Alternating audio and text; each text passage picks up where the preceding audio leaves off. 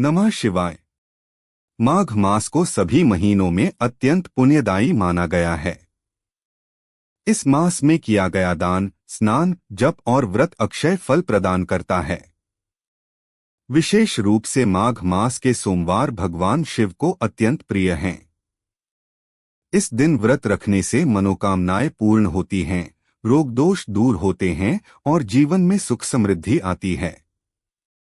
एक बार शिवजी और पार्वती जी मृत्युलोक में भ्रमण करने पधारे। दोनों विदर्भ देश में अमरावती नामक सुंदर नगर में पहुंचे। यह नगरी सभी प्रकार के सुखों से भरपूर थी। वहां बहुत सुंदर शिवजी का मंदिर भी था।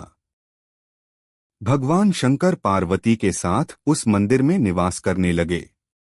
एक दिन माता पार्वती भोलेनाथ के साथ चौसर खेलने की इच्छा प्रकट की। शिवजी ने उनकी बात मान ली और दोनों चौसर खेलने लगे। तभी मंदिर का पुजारी पूजा करने आया। माता पार्वती ने उससे पूछा, पुजारी जी, हम में से कौन जीतेगा? पुजारी बोला, महादेव ही जीतेंगे। थोड़ी देर बाद खेल समाप्त हुआ तो विजय पार्वती की हुई। पार्वती को पुजारी पर क्रोध आया और उसे कोढ़ी होने का श्राप दे दिया। कोढ़ से ग्रस्त पुजारी बहुत दुखी रहने लगा। एक दिन देवलोक की अप्सरा शिव जी की पूजा के लिए उस मंदिर में आई। पुजारी को कोढ़ की अवस्था में देखकर दयाभाव से पूछताछ करने लगी। पुजारी ने सारी बात बता दी। अप्सराएं बोली, तुम सभी व्रतों में श्रेष्ठ 16 सोमवार के व्रत करो। इससे शिव जी प्रसन्न होंगे और वे तुम्हारे कष्ट अवश्य दूर करेंगे। पुजारी ने इस व्रत की विधि पूछी। अप्सरा ने बताया, सोमवार के दिन व्रत रखो, स्वच्छ वस्त्र धारण करो, संध्या और उपासना के बाद आधा किलो गेहूं का आटा लेकर इसके 3 अंग बनाओ। घी, गुड़, दीप, नैवेद्य, पुंगीफल, बेलपत्र, जनेऊ जोड़ा, चंदन, अक्षत और पुष्प आदि से प्रदोष काल में भगवान शंकर का पूजन करो। 3 अंग में से एक शिवजी को अर्पण करो, बाकी 2 को शिवजी के प्रसाद के रूप में उपस्थित जन को बांट दो। खुद भी प्रसाद लो। इस तरह 16 सोमवार व्रत करो। 17वें सोमवार को पाव भर की पवित्र आटे की बाटी बनाओ। उसमें घी और गुड़ मिलाकर चूरमा बनाओ। शिवजी को भोग लगाकर उपस्थित भक्तों में बांट दो। इसके बाद कुटुंब सहित प्रसाद लो। इससे सभी मनोरथ पूरे हो जाते हैं। ऐसा बताकर अप्सराएं चली गई। पुजारी ने यथाविधि 16 सोमवार के व्रत किए। भगवान शिव की कृपा से कोढ़ मुक्त हो गया और आनंद से रहने लगा। कुछ दिन बाद शिवजी और पार्वती जी वापस उसी मंदिर में आए। ब्राह्मण को निरोगी देखकर कारण पूछने लगी। पुजारी ने 16 सोमवार व्रत की कथा सुनाई। पार्वती जी खुद भी 16 सोमवार के व्रत करने के लिए तैयार हो गई। ये व्रत करने से उनसे रूठे हुए पुत्र कार्तिकेय माता के आज्ञाकारी हो गए। कार्तिकेय ने माता से पूछा कि आपने क्या किया जिससे मेरा हृदय परिवर्तन हो गया। पार्वती ने 16 सोमवार की कथा उन्हें सुना दी। कार्तिकेय ने अपने खास मित्र जो कहीं खो गया था उसके मिलने की कामना से 16 सोमवार के व्रत किए तो उन्हें जल्द ही वह मित्र मिल गया। मित्र ने इस आकस्मिक मिलन का कारण पूछा तो कार्तिकेय ने उसे 16 सोमवार के व्रत करना बताया। मित्र ने व्रत की विधि पूछी और स्वयं के विवाह की मनोकामना से 16 सोमवार के व्रत किए। कार्तिकेय का मित्र एक स्वयंवर की सभा में गया तो वहां की राजकुमारी ने आकर्षित होकर उसके गले में वरमाला डाल दी और उसे अपना पति स्वीकार कर लिया। राजा ने उन्हें बहुत सा धन और सम्मान देकर भेजा। दोनों सुख से रहने लगे। जब 16 सोमवार के व्रत का उसकी पत्नी को पता लगा तो उसने पुत्र प्राप्ति की कामना से 16 सोमवार के व्रत किए। उसके एक अति सुंदर, सुशील और बुद्धिमान पुत्र प्राप्त हुआ। जब वह बड़ा हुआ तो उसने अपनी मां से 16 सोमवार के व्रत की गाथा सुनी तो उसने राज्याधिकार प्राप्त करने के लिए 16 सोमवार के व्रत शुरू कर दिए। एक राजा को अपनी कन्या के लिए योग्य पुरुष की तलाश थी। राजा ने अपनी कन्या का विवाह उस सर्वगुण संपन्न पुरुष से कर दिया। राजा के कोई पुत्र नहीं था।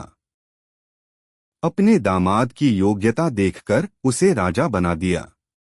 राजा बनने के बाद भी वह 16 सोमवार के व्रत करता रहा। 17वां सोमवार आने पर उसने अपनी पत्नी से शिवजी की पूजा के लिए मंदिर चलने को कहा। उसने दासियों से कहकर पूजा की सामग्री तो भिजवा दी, लेकिन खुद नहीं गई। राजा ने शिवजी की पूजा समाप्त की तो आकाशवाणी हुई, हे राजा, अपनी रानी को राजमहल से निकाल दे, नहीं तो सर्वनाश हो जाएगा। राजदरबार में आकर सभासदों से विचार विमर्श किया और सर्वनाश के भय से रानी को राजमहल से निकाल दिया गया। अपने दुर्भाग्य को कोसती हुई नगर से बाहर चली गई। दुखी मन से चलते हुए एक गांव में पहुंची। वहां एक बुढ़िया थी जो सूत बेचती थी। बुढ़िया ने दया करके रानी को अपने साथ सूत बेचने के लिए रख लिया। जब से रानी को साथ रखा, बुढ़िया का सूत बिकना बंद हो गया। बुढ़िया ने रानी से वहां से जाने को कह दिया। रानी एक तेली के यहाँ काम मांगने गई। उसी समय तेली के मटके चटक गए और उसका तेल बह गया। तेली ने भी उसे वहां से भगा दिया। दुखी होकर रानी एक नदी के पास गई तो नदी का सारा पानी सूख गया। एक पेड़ के नीचे बैठी तो पेड़ के सारे पत्ते सूखकर गिर गए। आसपास के लोगों ने यह देखा तो उसे पकड़कर मंदिर के पुजारी गुसाई जी के पास ले गए। गुसाई जी देखते ही जान गए कि यह कोई विधि की मारी कुलीन स्त्री है। गुसाई जी ने रानी से कहा कि वह उनके आश्रम में उनकी पुत्री की तरह रहे। रानी आश्रम में रहने लगी। रानी भोजन बनाती थी तो उसमें कीड़े पड़ जाते थे। पानी भरकर लाती तो वह गंदा हो जाता था। गुसाई जी ने दुखी होकर उससे पूछा कि तुम्हारी यह दशा कैसे हुई? यह किस देवता का कोप है? जब रानी ने शिव जी की पूजा में नहीं जाने वाली बात बताई तो गुसाई जी बोले, पुत्री, तुम 16 सोमवार के व्रत करो, इससे तुम अपने कष्टों से मुक्ति पालोगी। गुसाई जी की बात मानकर रानी ने 16 सोमवार के व्रत किए। 17वें सोमवार के दिन विधि विधान से शिवजी की पूजा की। पूजन के प्रभाव से राजा को रानी की याद सताने लगी और रानी को ढूंढने के लिए उसने चारों दिशाओं में दूत भेज दिए। रानी की तलाश में घूमते हुए दूत गुसाई के आश्रम में पहुंच गए। राजा को खबर लगी तो राजा रानी को ले जाने आश्रम पहुंच गया। गुसाई जी से बोला, यह मेरी पत्नी है। शिव जी के कोप की वजह से मैंने इसे महल से निकाल दिया था। अब शिवजी का प्रकोप शांत हो चुका है। इसे मेरे साथ जाने की आज्ञा दीजिए। गुसाई जी ने रानी को राजा के साथ जाने की आज्ञा दे दी। रानी बहुत प्रसन्न हुई। राजा और रानी के आने की खुशी में नगर वासियों ने खूब सजावट की, मंगल गान गाए, पंडितों ने मंत्र आदि गाकर स्वागत किया। इस तरह धूमधाम से रानी का महल में प्रवेश हुआ। राजा ने ब्राह्मणों को दान आदि दिए, याचकों को धन धान्य दिया। जगह जगह भूखे लोगों को खाना खिलाने के लिए भंडारे खुलवाए। राजा रानी 16 सोमवार के व्रत करते हुए शिव जी का विधि विधान से पूजन करते हुए सुखपूर्वक लंबे समय तक जीवन बिताने के बाद शिवपुरी पधारे। जो मनुष्य मन, वचन और कर्म से भक्तिपूर्वक 16 सोमवार का व्रत और पूजन विधिवत करता है, वह सभी सुखों को प्राप्त करके शिवपुरी को गमन करता है। यह व्रत सभी मनोरथ पूर्ण करता है। एक नगर में बहुत धनवान साहूकार रहता था। उसके पास धन की कमी नहीं थी, लेकिन पुत्र नहीं होने के कारण वह बहुत दुखी रहता था। पुत्र की कामना में वह हर सोमवार शिवजी का व्रत और पूजन करता था और शाम को मंदिर जाकर शिव जी के सामने दिया जलाया करता था। उसकी भक्ति देखकर माता पार्वती ने शिवजी से कहा कि यह साहूकार आपका व्रत और पूजन नियमपूर्वक श्रद्धा से करता है। आपको इसकी मनोकामना पूर्ण करनी चाहिए। शिव जी ने कहा, यह संसार कर्म क्षेत्र है। किसान जैसा बीज खेत में बोता है वैसी ही फसल काटता है। इसी प्रकार मनुष्य जैसे कर्म करता है वैसा ही फल पाता है। माता पार्वती ने अधिक आग्रह करके कहा, यह आपका अनन्य भक्त है। आप सदैव अपने भक्तों पर दयालु होते हैं, उनका दुख दूर करते हैं। ऐसा नहीं करेंगे तो मनुष्य आपका व्रत और पूजन क्यों करेंगे, अतः इसका दुख दूर करें।